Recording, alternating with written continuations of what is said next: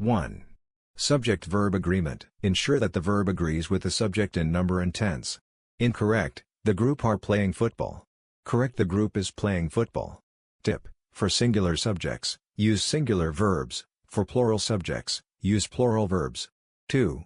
Misplaced and dangling modifiers. Modifiers must be placed next to the word they describe. Incorrect, running down the street, the dog barked at me. Did the dog run down the street? Correct, running down the street, I heard the dog barking. Tip: always ensure that modifiers clearly refer to the intended noun. 3. Confusing homophones, words that sound alike. English has many homophones that often lead to mistakes. Incorrect, they're going to the park. Correct, they're going to the park. Tip: there refers to a place, there shows possession, and there is a contraction of they are. 4. Incorrect use of apostrophes. Apostrophes are used for contractions and possession but not for plurals. Incorrect, the cats are sleeping. Correct, the cats are sleeping.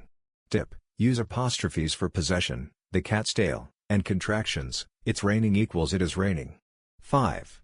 Confusing prepositions. Many learners struggle with prepositions like in, on, at, by, for, and to. Incorrect, he is married with her. Correct, he is married to her. Incorrect, I was born in 15th May. Correct, I was born on 15th May. Tip: pay attention to how prepositions change the meaning of a sentence.